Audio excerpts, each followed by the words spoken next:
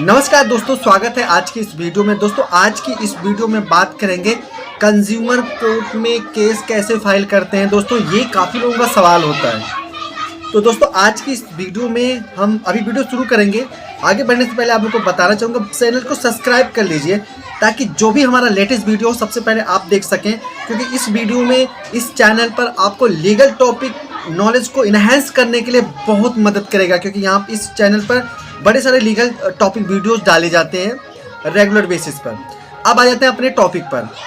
सबसे पहले तो ये जान लीजिए कि अगर कंज्यूमर कोर्ट में आप कंप्लेन करना चाहते हो तो क्यों करना चाहते हैं, आखिर क्या ऐसा रीज़न है कि आप कंज्यूमर कोर्ट में कंप्लेन करना चाहते हैं। तो दोस्तों सबसे पहले ये जान लेते हैं। देखिए, कंज्यूमर कोर्ट में कंप्लेन करने की जो सबसे बड़ा रीज़न होता है, जब कोई सामान आप परचेज करते हैं तो जो डिस्ट्रीब्यूटर होता है या कोई रिटेलर होता है या कोई सर्विस प्रोवाइडर होता है, वो आपको सर्विस नहीं देता है, वो आपको डैमेज सामान दे देता है या सामान रिटर्न नहीं करता है, बड़े सारे आनाकानी करता है, पैसे तो ले लेता है। तो ऐसे कंडीशन में आपका राइट होता है कि आप कंज्यूमर कोर्ट में उसको घसीट सकते हैं, ले जा सकते हैं और उससे उसका जो भी कंपेंसेशन होता है यानी जो मुआवजा होता है वो आप ले सकते हैं कोर्ट की मदद से।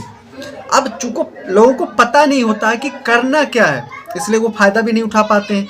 तो आज की इस वीडियो में हम यही बताएंगे कि अगर आपका कोई ऐसा मामला फंस जाता है तो कैसे उस मामले से आप बाहर निकलेंगे और कैसे कंप्लेन करेंगे कंज्यूमर कोर्ट में। आप लोगों को एक चीज़ और बताना चाहूँगा, अगर आप कंज्यूमर कोर्ट में कंप्लेन करना चाहते हो तो उसके लिए आपको एडवोकेट को हायर करने की ज़रूरत नहीं है, आप अपना केस खुद लड़ सकते हैं। बस याद रहे आपको थोड़ा नॉलेज होना चाहिए कंज्यूमर कोर्ट और कंज्यूमर लॉ से, प्रोटेक्शन एक्ट जो होता है उससे संबंधित।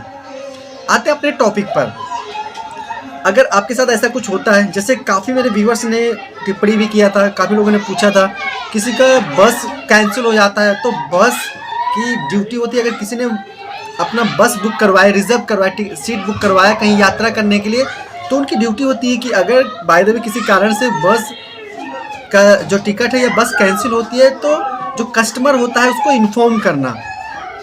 तो एक मेरे व्यूअर्स थे जिन्होंने बस तो बुक करवाया था लेकिन बस कैंसिल हो गया, ना तो उनको इन्फॉर्म किया गया और ना ही टिकट का पैसा जो था वो रिफंड कर दिया गया। तो ऐसे बड़ी सारी घटनाएं देखने के लिए मिलती है। तो दोस्तों आज की इस वीडियो में बात करूंगा ऑनलाइन कैसे कंप्लेन कर सकते हैं। तो सबसे पहले ये बताऊंगा, अगर आपका 2 लाख से नीचे का अमाउंट का कोई मैटर है, कंप्लेन है, तो वो आप डिस्ट्रिक्ट कंज्यूमर कोर्ट में फाइल कर सकते हैं। उसके ऊपर है तो आपका स्टेट कंज्यूमर कोर्ट है, उसके बाद में आपका क्या नाम है नेशनल कंज्यूमर कोर्ट है। तो इसे इनके अलग अलग पार्टीशन बने हुए हैं, डिपेंड करता है कि आपके कंप्लेन का अमाउंट कितना है। तो आइए जानते हैं। सबसे पहले आपको, जब आपके साथ ऐसी कुछ घटना होती है तो जो सामने वाली पार्टी होती है, सर्विस कोई सर्विस प्रोवाइडर होता है जिन्होंने आपको सर्विस नहीं दिया, या कोई कंपनी होती है जिससे आपने कुछ सामान परचेज किया था, या उसने आपको गलत सामान दे दिया, बाद में सर्विस नहीं दे रहा, बाद में मटेरियल जो दिया था वो रिफंड नहीं कर रहा है, रिटर्न नहीं कर रहा है, दूसरा रिप्लेस नहीं कर रहा है। तो सबसे पहले तो उसको आपको लीगल नोटिस देना होगा।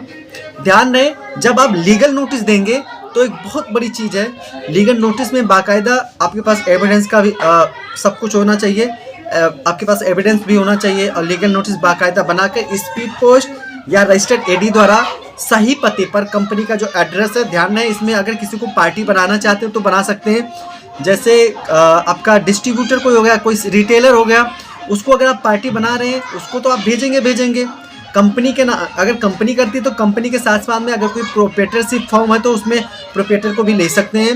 साथ में अगर आपका माल जो आपने परचेज़ किया था बाई कोरियर आया तो कोरियर कंपनी को भी नोटिस करवा सकते हैं इसमें। तो ये चीज़ होता है, उसको पार्टी बनाकर आप उनको भी नोटिस करवा सकते हैं। अब चूँकि आपने लीगल नोटिस दे दिया तो एक निश्चित टाइम होता है, निश्चित टाइम के अंदर आपको क्या होता है, फिर कंप्लेंट फाइल करना होता है। कंप्लेंट फाइल करने के लिए सबसे पहले कौन कौन सी बातों को ध्यान रखना होगा, मैंने पूरी बिल्कुल लिस्ट बना ली है, तो उस लिस्ट के बारे में बात करते हैं। सबसे पहले आपकी ड्राफ्टिंग तैयार होनी चाहिए बिल्कुल परफेक्ट तरीके से। ड्राफ्टिंग के बहुत सारे आपको फॉर्मेट मिल जाएंगे बुकों में, और क्या नाम है ऑनलाइन भी मिल जाएंगे, ठीक है। तो आपने ड्राफ्टिंग कर लिया, उसके बाद में ज़्यादातर लोग ई दाखिल, एक वेबसाइट होती है जहाँ पर आप जा सकते हैं, ई दाखिल, एक बार रिपीट करना चाहूँगा, ई दाखिल पर जाएं, वहाँ पर अपना यूज़र आईडी पासवर्ड बनाएंगे।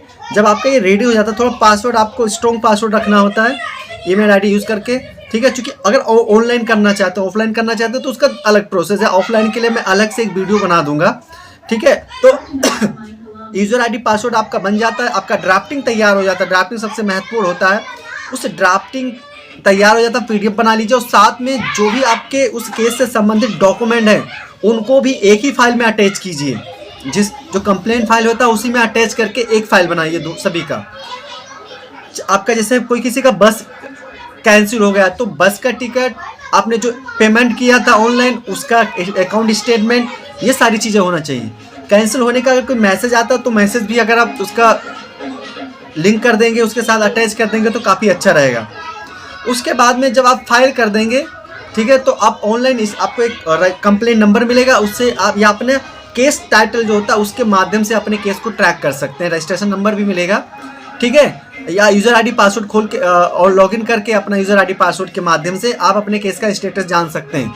जब केस आपका लिस्टेड होगा तो आपको कोर्ट में पेश होगा, वो भी आप ऑनलाइन भी कोर्ट में पेश हो सकते हैं, वीडियो कॉन्फ्रेंस के जरिए भी कोर्ट में पेश हो सकते हैं, अपनी बात रख सकते हैं कोर्ट में, ठीक है। अगर कोर्ट आपके एप्लीकेशन कोई कमी ना हो, देख लें, बेहतर होगा। अगर आपको खुद नहीं आता तो लीगल एडवाइज़र या कोई एडवोकेट होता है उसकी मदद ले सकते हैं। आपका एप्लीकेशन सही होना चाहिए। फाइल करने के बाद में कोर्ट क्या करेगा, नोटिस अगेन सम्मन इशू करेगा।